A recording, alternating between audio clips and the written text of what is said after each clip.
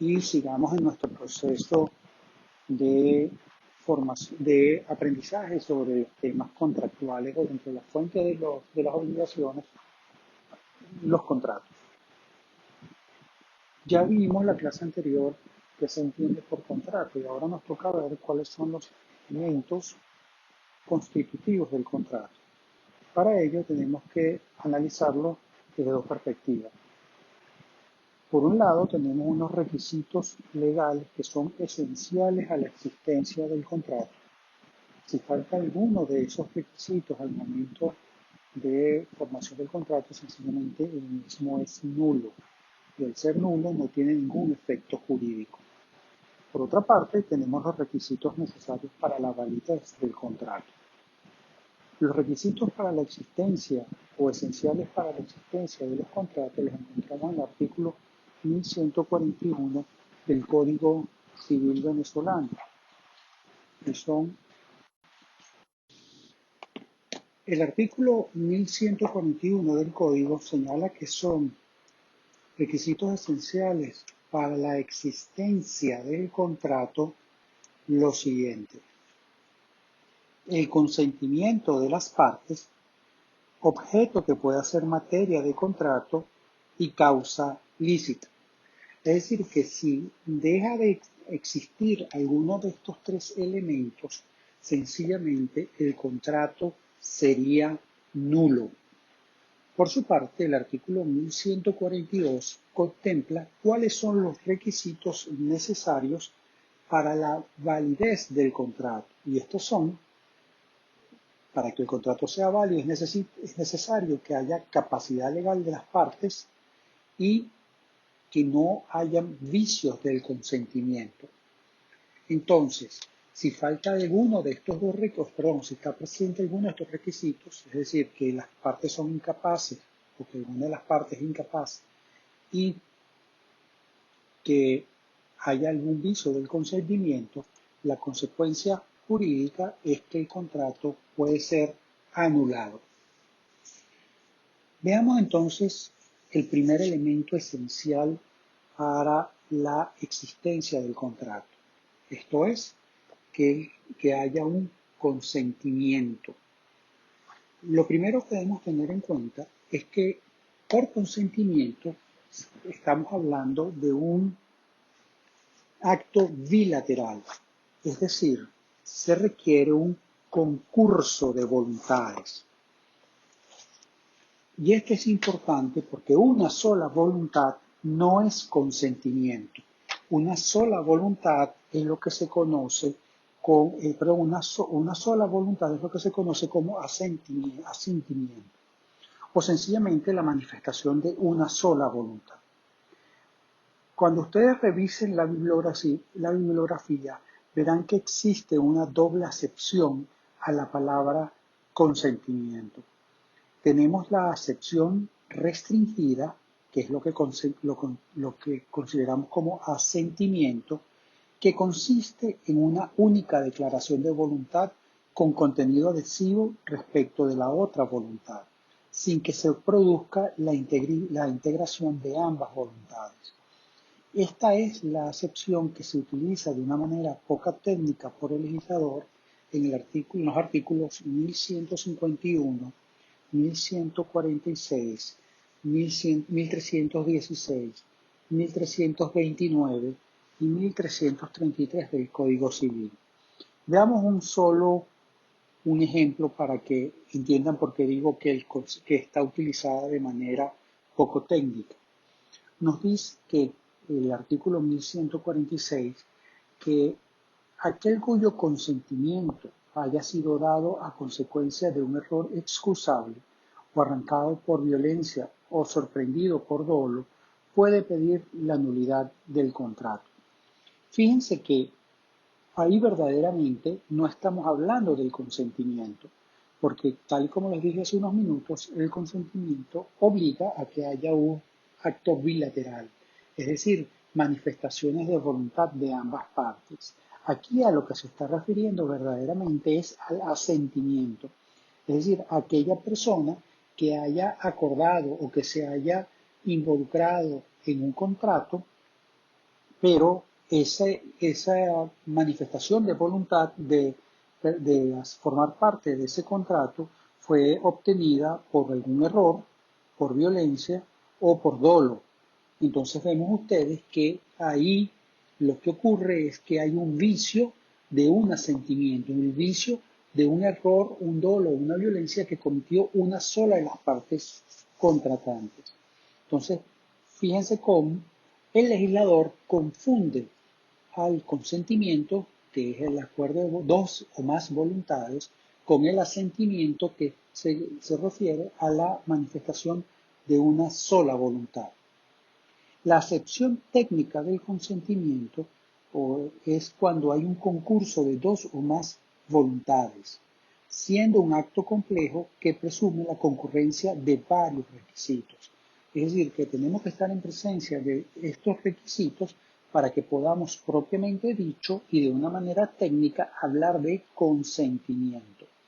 Fíjense, en primer lugar, o el primer requisito es dos distintas manifestaciones de voluntad que emanen de centros opuestos de interés. Es decir, hay dos personas, dos o más personas que tienen intereses distintos y estas personas se integran de una manera de dar cada quien su manifestación de su asentimiento para que de esa manera expresa o tácita se acuerde formar el contrato. Pero se requieren que hayan dos manifestaciones de voluntad que emanen de opuestos centros de interés. Es decir, por ejemplo, en un contrato de compra-venta, usted tiene una persona que quiere comprar y una persona que está interesada en vender. Entonces ustedes ven cómo la persona que quiere comprar tiene un interés personal que es comprar al menor precio posible. Y la persona que quiere vender tiene un interés personal de vender al mayor precio posible. Entonces ahí ustedes ven que hay opuestos y centros de interés en este contrato de compra-venta. El segundo requisito es que la declaración de voluntad debe ser comunicada a la otra parte para que esta otra parte tome conocimiento de ella y entienda el significado. No basta para que se forme el contrato que usted en su fuero interno desee comprar o desee comprar el vehículo, sino que es necesario que usted, para que se forme el contrato, manifieste al vendedor que usted quiere comprarle el carro. Aquí no sirve eso, bueno, yo pensaba comprarlo, pero lo estoy pensando hasta que usted no manifieste su voluntad, se la comunique a la otra parte y la otra de manera que la otra parte pueda tener conocimiento de ello y entender que usted está manifestando su voluntad de comprar. Mientras que eso no ocurra, no podemos hablar de un consentimiento en sentido técnico. El tercer elemento es que las declaraciones de voluntad se deben integrar recíprocamente, deben combinarse. Por ejemplo, si yo agarro y le digo a ustedes, yo les vendo mi Mercedes por $100,000 y ustedes me dicen, sí, yo te lo compro por 80,000. Ven ustedes cómo los dos hemos manifestado nuestra voluntad, pero esas dos voluntades no se han integrado recíprocamente, porque yo estoy dispuesto a vender el carro en $100,000 y ustedes están dispuestos a comprarlos en $80,000. Entonces ven ustedes cómo no se integran, no se combinan estas dos manifestaciones de voluntad. Todo lo contrario, aquí lo que ocurrió fue que hubo una contraoferta de ustedes por comprar mi carro en $80,000.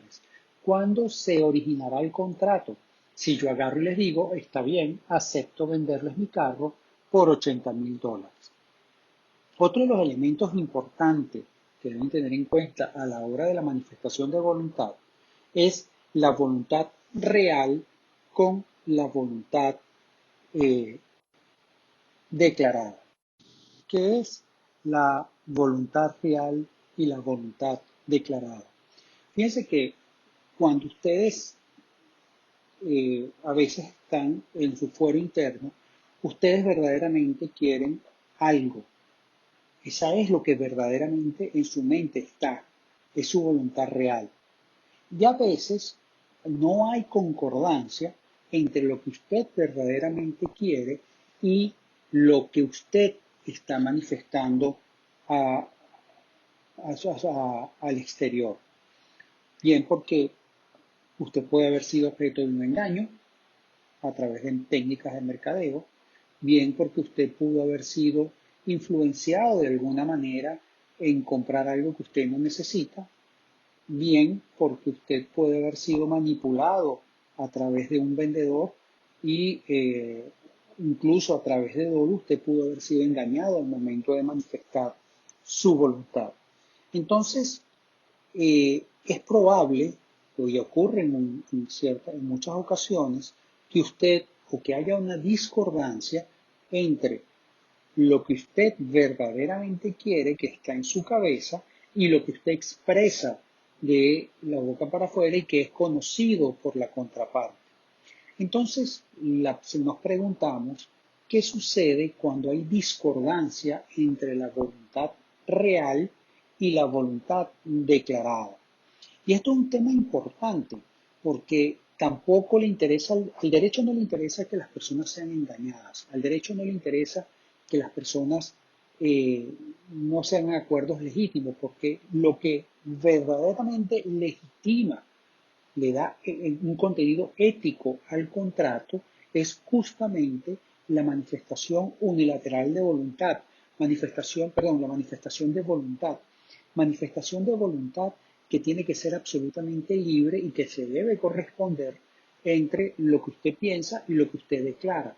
Porque es ahí donde usted, recuérdense que hemos venido hablando en distintas oportunidades, que cuando el deudor se obliga, en verdad está perdiendo libertad. Él no puede ser libre de cumplir o no cumplir. Él tiene que cumplir. Y lo que justifica éticamente la exigencia por la fuerza de ese cumplimiento es que él, cuando se obligó, cuando asumió esa obligación, cuando asumió esa responsabilidad, cuando manifestó su voluntad para hacer ese acuerdo, lo hizo de manera libre. Es la libertad, es la capacidad para elegir y elegir libremente lo que le da un componente ético a la obligación, y al tener ese componente ético es lo que justifica que incluso por la fuerza se pueda ejecutar. Entonces, al derecho no le interesa que las partes estén siendo engañadas. Al derecho lo que le interesa, lo que lo justifica desde el punto de vista ético, es que la persona verdaderamente en su fuero interno, su voluntad real sea obligarse con ese contrato. Entonces, por eso es que al derecho le interesa mucho que la voluntad real se eh, equipare, se integre con la voluntad declarada. Fíjense que entonces eso es un interés propio del derecho, pero también le interesa al derecho que los contratos se mantengan. Es decir, si no sería muy fácil. Yo no pensaba que me estaba obligando a eso. No, yo no sabía que me estaba obligando a eso. No, mire, si nosotros nos ponemos a anular de una manera básica, muy sencilla, todos los acuerdos, pues tampoco tendríamos obligaciones ejecutables y a cada rato estaríamos anulando acuerdos y obligaciones que necesariamente van a significar la pérdida de oportunidades de crecimiento económicos para la sociedad.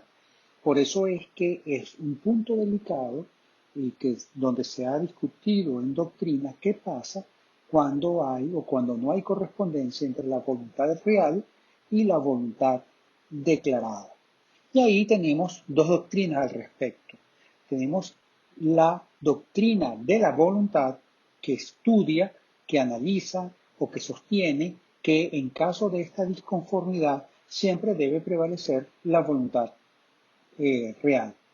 Y tenemos la doctrina de la declaración, que sostiene que siempre se debe preservar lo que las partes declaran, independientemente de que no hayan previsto en su momento los efectos jurídicos que de esa declaración emanan. La voluntad interna, les decía yo, es un proceso psicológico que no es posible de conocimiento directo por la contraparte. No hay manera que mi contraparte en un contrato pueda saber exactamente lo que está pasando por mi cabeza al momento de negociar conmigo. Por lo tanto, la contraparte, está partiendo de la idea de que cuando una persona manifiesta públicamente o verbalmente su voluntad, lo está haciendo porque considera que coincide esa voluntad declarada con la voluntad real o voluntad interna. Quien desee hacer valer jurídicamente su voluntad interna debe elegir medios sensibles adecuados para declararlo. Debe tener mecanismo para que pueda exteriorizar su intención interna. El derecho vincula consecuencias jurídicas a conductas del sujeto, es decir, que es probable que el sujeto, si bien no manifieste verbalmente cuál es su voluntad, sí lo haga a través de determinados actos que hagan entender, que hagan prever cuál es la intención de las partes a través de ese acto.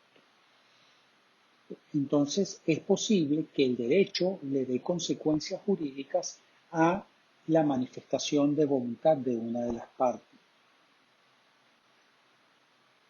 Tal como les dije hace unos minutos, es posible que la voluntad aparente, y por aparente quiero decir la voluntad que se exterioriza a través de actos que son percibidos por la contraparte, no coincida con la voluntad interna de la persona que está exponiendo, que está realizando este acto. Y esto es posible, ¿por qué? Bueno, porque es probable que la declaración no refleje fielmente el auténtico querer del sujeto. También es posible que esta declaración sea emitida sin el sustrato de una voluntad efectiva y legítimamente manifestada. ¿Qué se refiere? ¿Qué significa esto? Que no tiene fundamento lo que está expresando la persona con lo que efectivamente está pasando en su cabeza. Y esta divergencia puede ser de dos tipos. Puede ser de manera inconsciente, es decir, el sujeto sencillamente está cometiendo una equivocación o el sujeto está emitiendo esa voluntad, está exteriorizando esa presunta voluntad porque está perturbado y de manera inconsciente no sabe las consecuencias de esa voluntad que está emitiendo. O incluso la divergencia puede ser consciente, es decir, el sujeto sabe lo que está declarando, pero no desea ni quiere las consecuencias jurídicas de esa declaración. Él sabe que se está equivocando, pero en su fuero interno, él no quiere que esos efectos de esa declaración. Fíjense que hace unos años, cuando CanTV fue privatizada, existían una serie de trabajadores. CanTV tenía un derecho, CanTV la pública, antes de los 90, CanTV tenía una serie de beneficios para los trabajadores. Dentro de esos beneficios se encontraba el derecho que tenía el trabajador de, llegada a determinada edad, pedir su jubilación y continuar hasta que se muera, cobrando una pensión que pagaba directamente la CanTV. Cuando CanTV fue privatizada, quienes compran CanTV se reúnen con los trabajadores y llegan a una transacción. La transacción es un contrato. Y en esa transacción, los trabajadores manifiestan su interés de no recibir su beneficio de pensión, pero sí recibir una cajita feliz o un pago de una cantidad de dinero que para el momento era exorbitante, de forma tal de salir de la compañía sin ser jubilado y sencillamente eh, cobrar esa cantidad de dinero y terminar la relación. Muchas de estas personas que salieron de esa manera agarraron esas buenas cantidades de dinero, las cambiaron en dólares y muchos también las depositaron en los bancos que posteriormente fueron intervenidos y perdieron parte de esos recursos.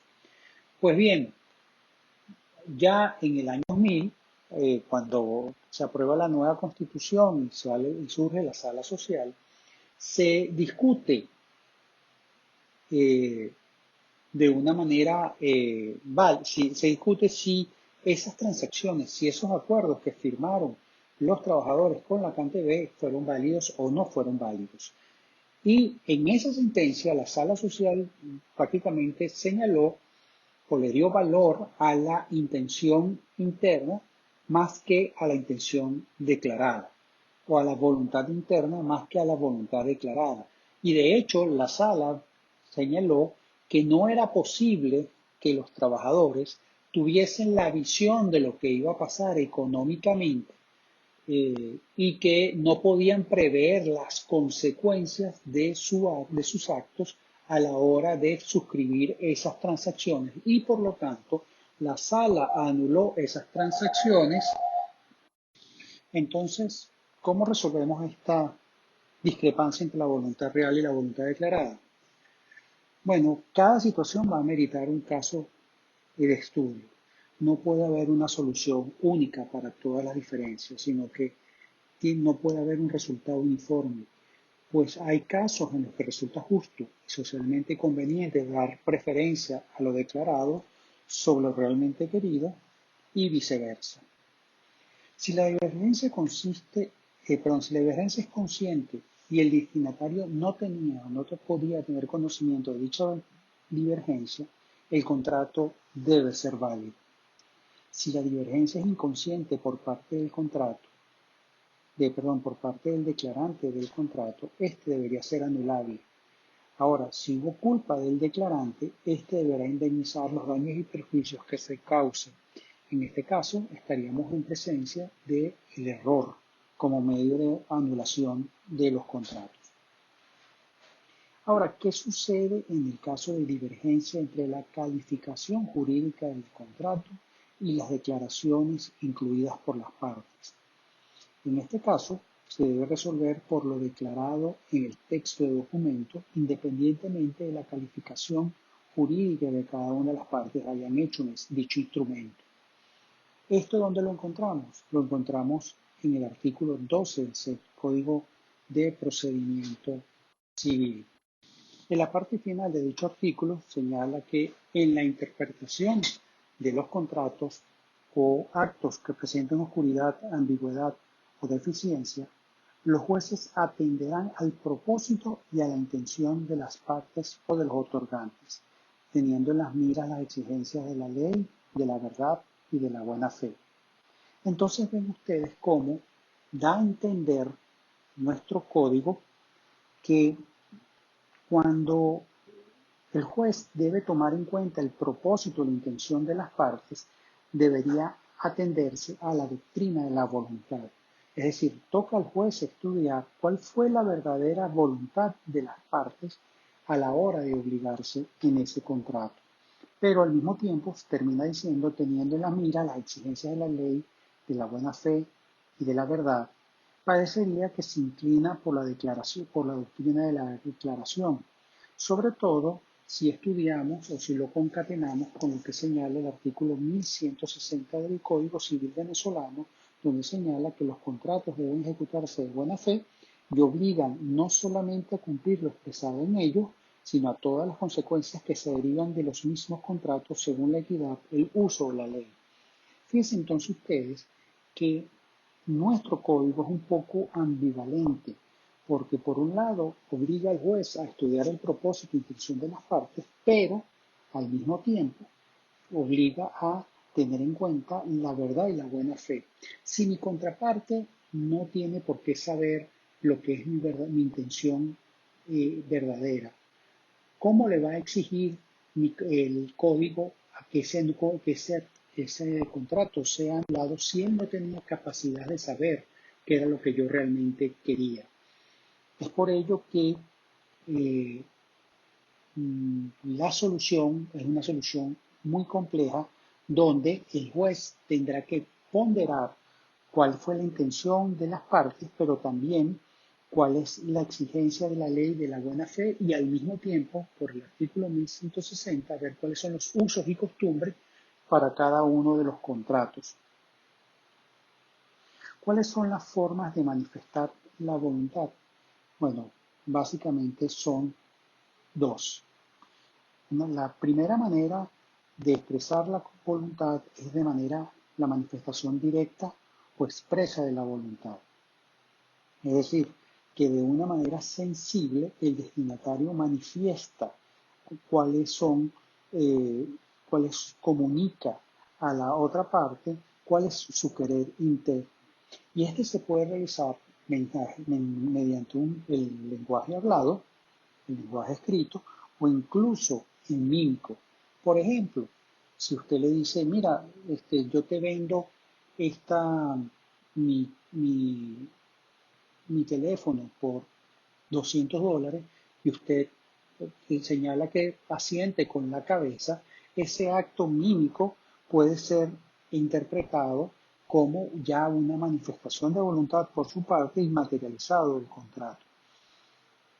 Por ejemplo, también puede ser que se diga en una asamblea de accionistas, bueno, levanten la mano los que están de acuerdo con esta postura o con esta decisión y se cuentan las manos levantadas. No hay propiamente una manifestación verbal por parte del accionista, no hay verdaderamente una manifestación escrita por parte del accionista, no sencillamente la acción de levantar la mano que significa estar de acuerdo con la proposición opuesta por la persona en esa asamblea.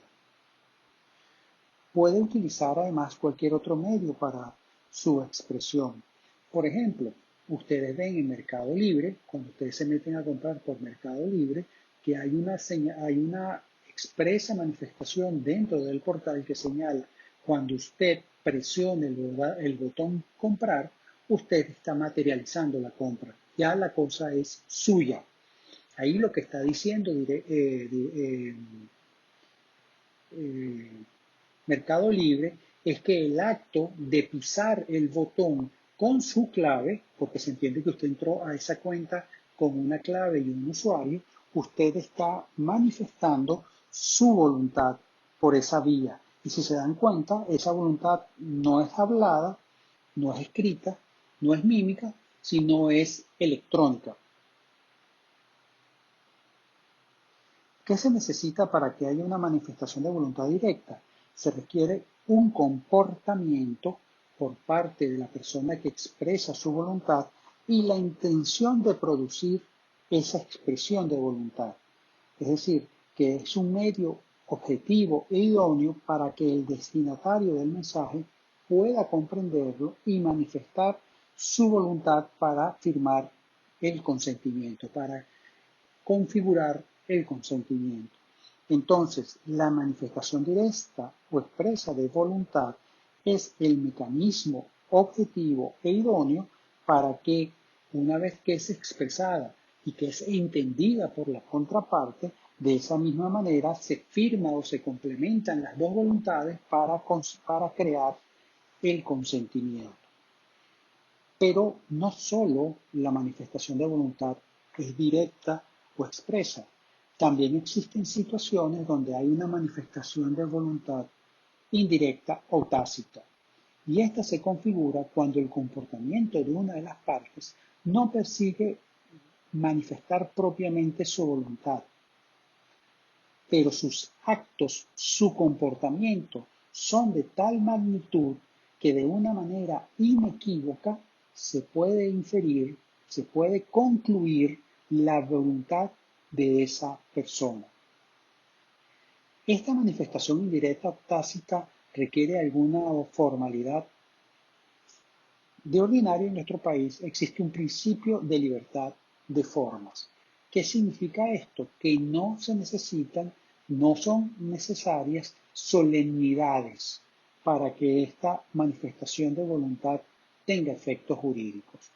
Solo en determinados casos muy puntuales que son establecidos por la ley se requieren algún tipo de solemnidad.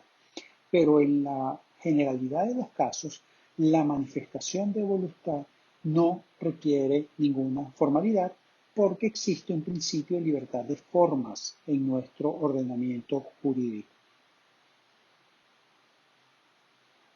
¿Cuáles son las solemnidades que podrían exigir? Además de determinadas acciones, son necesarias un tipo o es requisito, por ejemplo, algún tipo de formalidad escrita. Tal es el caso, por ejemplo, de los testamentos. Los testamentos tienen que estar por escrito. Sin embargo, existen situaciones en las que la voluntad de producir efecto jurídico determinado debe constar expresamente. Ya les decía, el caso de los testamentos. Otro caso, por ejemplo, cuando usted quiera que la obligación sea solidaria cuando estamos en materia civil. No existe, conforme ya hemos visto, la solidaridad presupuesta, sino que la solidaridad solo es posible cuando hay un acuerdo expreso de las partes o cuando la ley así lo contemple. En materia civil, usted no puede suponer la solidaridad. Ahora, ¿esto significa que la solidaridad requiera un contrato o una solemnidad? No. Esto lo que significa es que usted solo debe de manera expresa manifestar su voluntad en que se está obligando de manera solidaria. Algo que las partes o que usted escucha mucho en el ambiente, sobre todo en Venezuela, es ese adagio de que el que calla otorga. Fíjense que el principio general es que quien calla ni concede ni otorga. Solo cuando la ley expone una consecuencia jurídica a la inacción de las partes es que podemos afirmar que el silencio es una forma de manifestación de voluntad tácita. Nadie puede, por su voluntad unilateral, establecer que el silencio de su contraparte ante una defensa equivalga a su asentimiento, aunque la oferta vaya acompañada del objeto del contrato. Usted no puede oponer o obligar a su contraparte a que le otorgue su consentimiento, su asentimiento, callándose. Él debe aceptar de una manera expresa que su silencio significa que acepta esas condiciones. Si no lo dice expresamente, si no lo ha acordado expresamente, su silencio no generará ningún efecto jurídico. Si se admitiera que el silencio pudiese imponerse, que el silencio genere, o imponer que el silencio genere efectos jurídicos, si admitimos eso, entonces sería muy sencillo obligar a los demás a ejecutar alguna acción en tu favor. Y de esta manera, al oponerlo o obligarlo, tú lo que estás originando es que se restrinja verdaderamente la voluntad ajena. Para que el silencio pueda apreciarse como adquiescencia, es decir, para que el silencio pueda apreciarse como una manifestación tácita de la voluntad, se requiere que así haya sido impuesta por un precontrato, por la ley o por un uso constante entre las partes, sobre todo en el comercio. Fíjense otras manifestaciones de voluntad que podemos tener.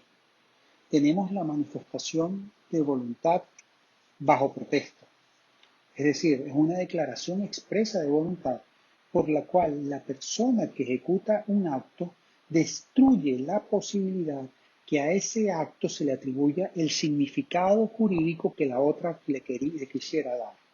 Usted, por ejemplo, puede agarrar y pagar alguna obligación. Por ejemplo, usted tiene una disconformidad con el condominio por alguna causa, algún cargo que le están haciendo en su cuenta, Bueno, usted puede ir y pagar el condominio y decir, bueno, estoy pagando bajo protesta. Es decir, estoy pagando sin reconocer que los conceptos que usted está colocando en ese recibo son aceptados por mí. Otra forma de manifestar la voluntad es la manifestación bajo reserva. ¿Qué se logra con la manifestación bajo reserva? Esto evita que la realización de un hecho o un acto signifique o se interprete como la pérdida de su derecho, como la pérdida de su derecho a reclamar en el futuro. Por ejemplo, si usted le entregan un documento, dice, mire, estoy recibiendo esta cantidad de dinero y con esta cantidad de dinero otorga un finiquito total y absoluto, usted puede perfectamente en ese documento señalar que usted está recibiendo ese dinero bajo reserva y sin que ello signifique el derecho a ejercer en el futuro algún reclamo por cualquier diferencia. Es decir, que se le quita el efecto de finiquito a ese documento cuando usted manifiesta su voluntad bajo reserva. Usted no pierde su derecho a reclamar en el futuro cualquier eventual diferencia, por lo que no tiene el efecto definitorio o de finiquito de ese documento, de esa manifestación de voluntad. Con esto termino la clase de hoy y en la próxima empezaremos a ver lo que es la formación del consentimiento en forma técnica.